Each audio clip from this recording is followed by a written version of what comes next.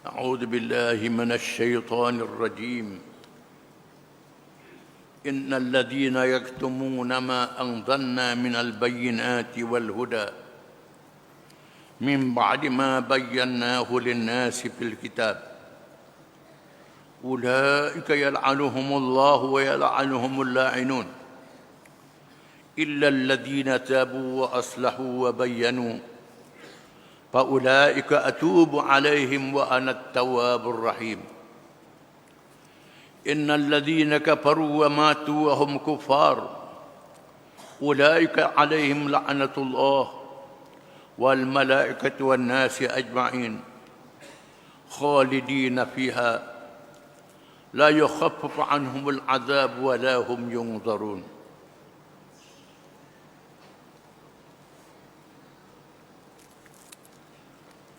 Maksudnya, sesungguhnya orang-orang yang menyembunyikan apa yang telah kami turunkan dari keterangan-keterangan dan petunjuk hidayah sesudah kami menerangkan kepada manusia di dalam kitab suci. Mereka itu dilaknat oleh Allah dan dilaknat oleh sekalian makhluk, kecuali orang-orang yang bertaubat dan memperbaiki amal buruk mereka serta menerangkan apa yang mereka sembunyikan, maka orang-orang itu aku terima taubat mereka, dan akulah yang amat menerima taubat lagi amat mengasihani. Sesungguhnya orang-orang yang kafir dan mereka mati sedang mereka tetap dalam keadaan kafir, mereka itulah orang-orang yang ditimpa laknat Allah dan malaikat serta manusia sekaliannya. Mereka kekal di dalam laknat itu, tidak diringankan azab seksa dari mereka, dan mereka pula tidak diberikan tempoh atau perhatian.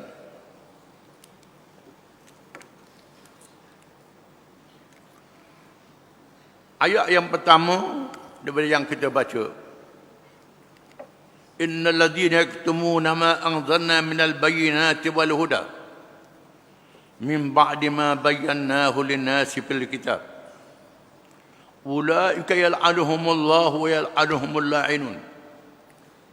Sesungguhnya orang-orang yang menyembunyikan apa yang telah kami turunkan daripada segala keterangan dan petunjuk di dalam kitab itu, setelah nyata kepada manusia akan kitab yang wajib dinyatakan kitab itu pada manusia, ditujukan awalnya pada ulama-ulama ahli kitab, pendeta-pendeta Yahudi, ulama-ulama Yahudi dan Nasrani. Mereka tahu bahawa berita kelahiran Nabi Muhammad SAW disebut dalam kitab-kitab suci itu. Sepatutnya mereka beritahu pada pengikut-pengikut mereka, termasuklah sami-sami Hindu, disebut dalam kitab Veda kelahiran Muhammad Nabi akhir zaman. Tiba-tiba mereka ini menyembunyikan berita kelahiran Nabi Muhammad SAW. Mereka ini dilaknat oleh Allah, dilaknat oleh semua yang melaknat di kalangan manusia, malaikat, termasuk binatang-binatang yang melata di bumi dan burung yang terbang di udara. Apabila Allah memberi kelebihan kepada ahli-ahli ilmu, para ulama diberi kelebihan oleh Allah kepada mereka kalau mereka betul-betul menunaikan kewajipan sehingga beristighfar untuk mereka oleh malaikat-malaikat di langit dan makhluk-makhluk yang ada di bumi. Ini kelebihan yang diberi pada ulama. Makhluk di langit dan di bumi berdoa dan beristighfar untuk mereka. Tetapi ingat, kalau mereka menyembunyikan ilmu mereka, mereka dilaknat oleh malaikat di langit dan makhluk-makhluk yang ada di bumi. pada awalnya khusus kepada ulama-ulama ahli kitab, Yahudi dan Kristian. Di antara mereka yang ada di Madinah, yang menunggu kedatangan Nabi akhir zaman, dia buktikan adanya ulama-ulama mereka seperti Abdullah bin Salam radhiyallahu an, ulama Yahudi yang masuk Islam setelah berdebat dengan Nabi sallallahu alaihi wasallam. Mukhairib yang mati dalam perang Uhud, Nabi kata masuk syurga dia. Sebaik saja masuk Islam, tak sempat nak semayang. Dimuliakan oleh Allah Ta'ala. Tetapi mereka yang menyembunyikan, tak cerita pada pengikut-pengikut mereka, dilaknat oleh Allah.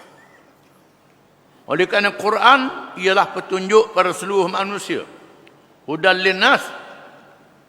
Ayat ini ditujukan juga pada ulama-ulama Islam.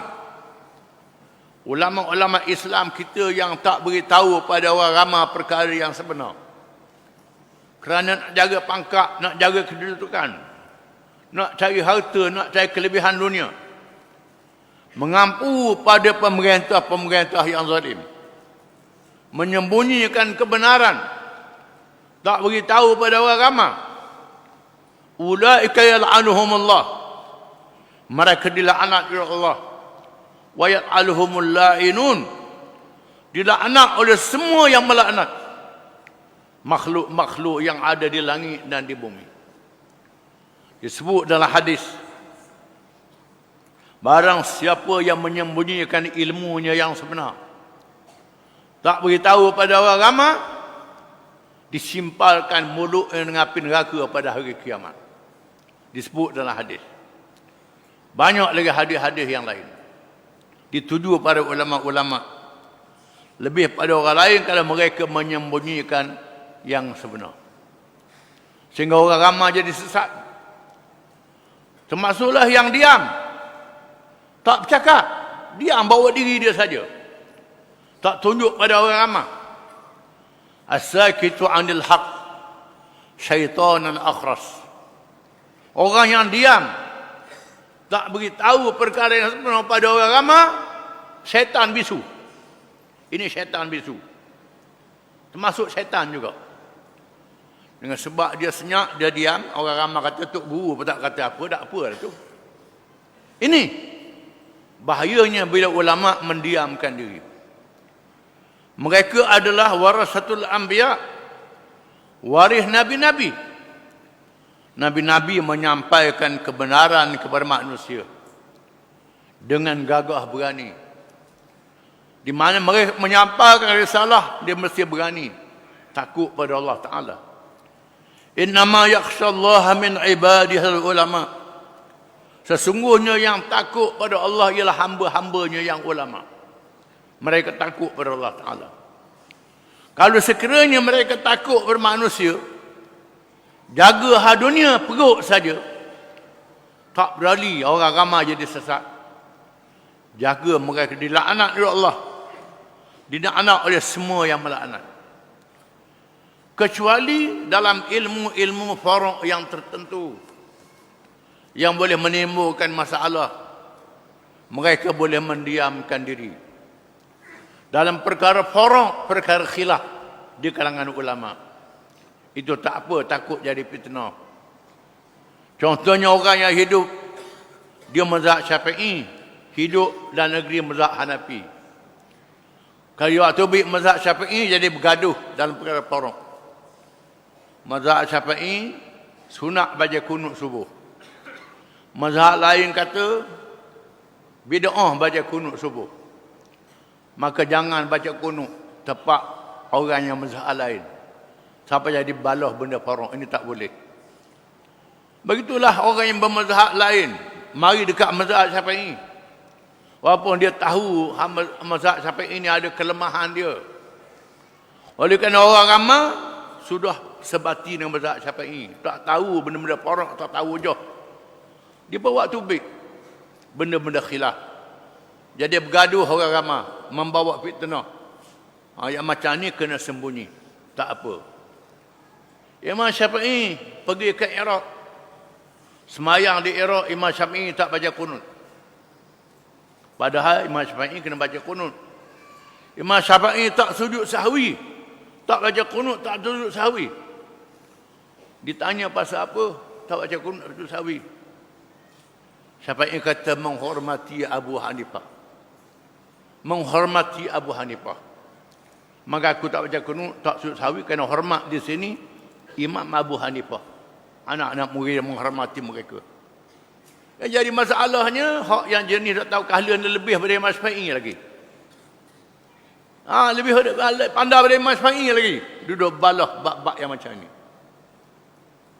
Duduk balah bab niat. Belah pak niat. Mazhab Syafi'i sunat belah pak dengan niat. Usalli fardhu zuhri. Aku sembahyang fardhu zuhur.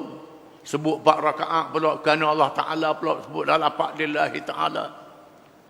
Mazhab lain kata tidak. Niat dalam hati tidak berlafaz. Nabi tak berlafaz dengan niat.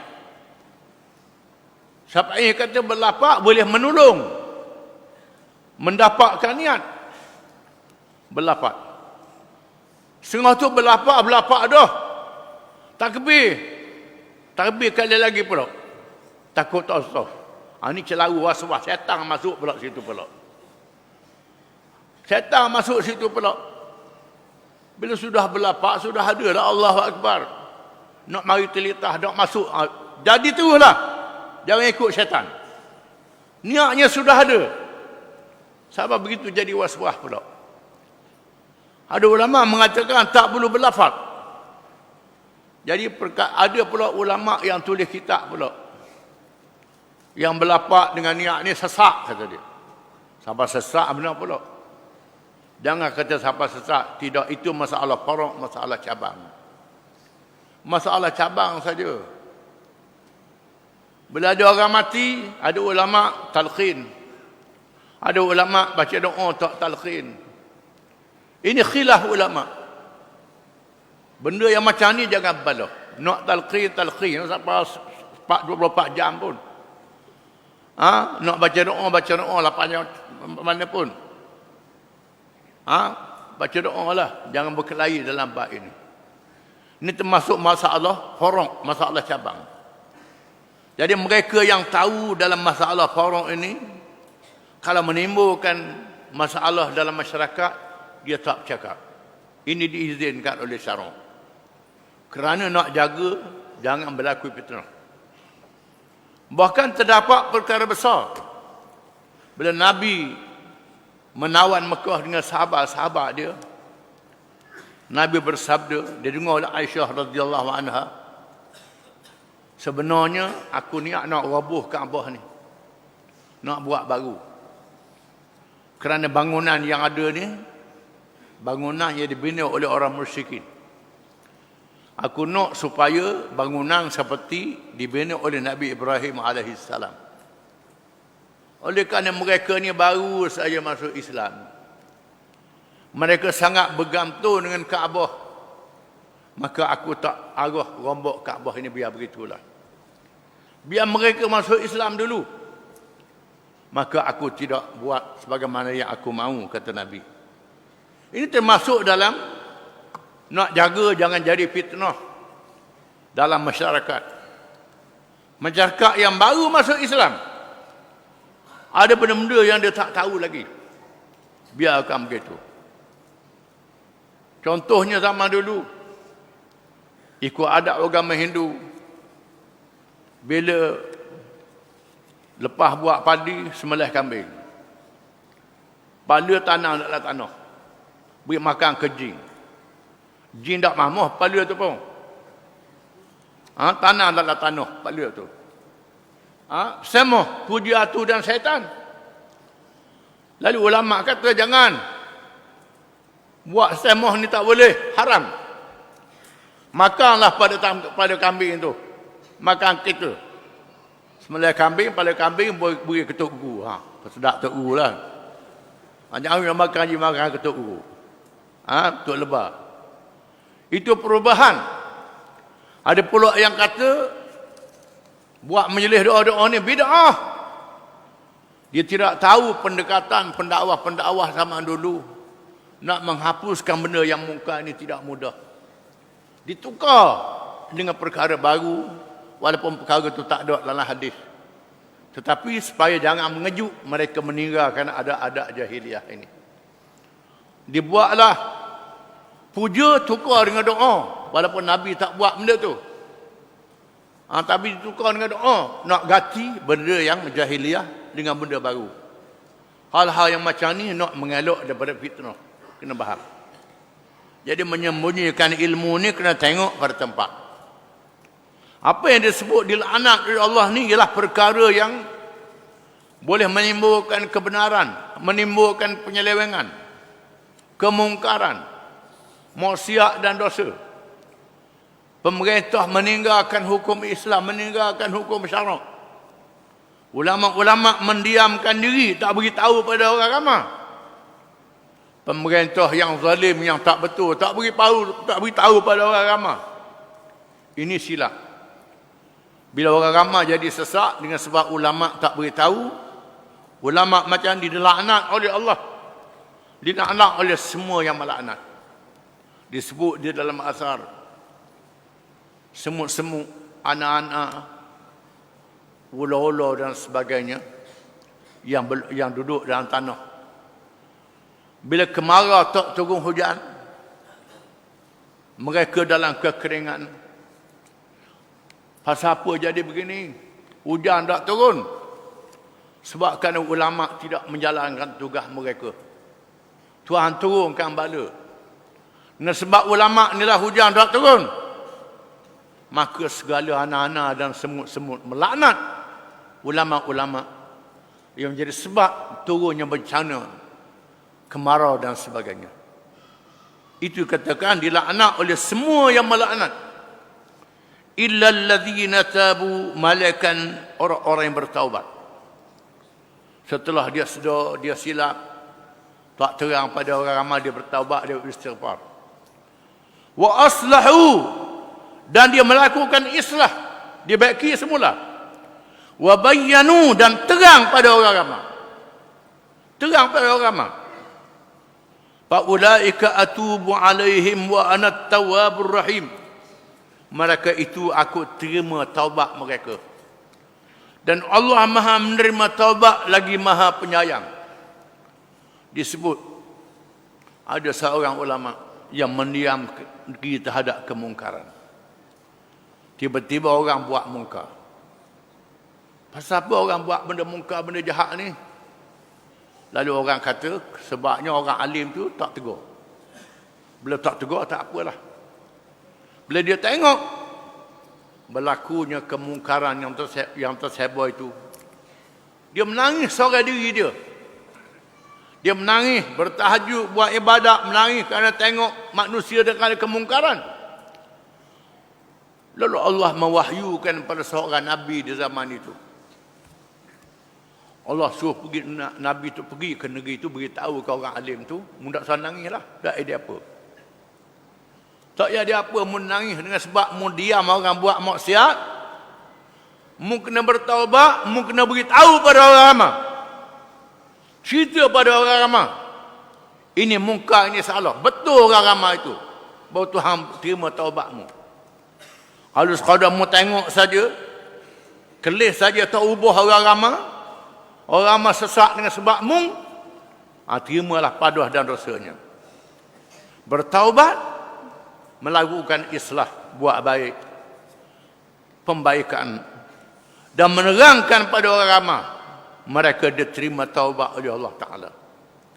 Seterusnya Allah Ta'ala menegaskan, innal ladzina kafaru, sesungguhnya orang-orang yang kafir, wa matu wa hum kufar, mereka mati dalam keadaan kafir, tak masuk Islam. Mereka yang kafir, khususnya ulama-ulama yang kafir tadi, tak terang pada orang ramai, ulama-ulama Yahudi, ulama Kristian, yang tak terang pada orang ramai, mati dalam keadaan kafir. Bahkan semua yang kafir itu mati dalam keadaan kafir. Ulaika alaihim la'natullah, mereka itu dilaknat oleh Allah. wal malaikah dan malaikat, wan nasi ajma'in dan seluruh manusia melaknat mereka. Melaknat, mengutuk mereka. Mengutuk mereka. Khalidina fiha, mereka kekal dalam neraka itu. Dalam neraka pun dilaknat antara satu sama lain. La yukhaffafu anhumul adab wala hum yunzarun. Tidak diringankan azab yang dikenakan pada mereka. Dan mereka tidak dipandang dengan rahmat untuk dikeluarkan dari azab itu. Mereka kekal dalam neraka. Itulah janji Allah Subhanahu wa taala. Wallahu a'lam.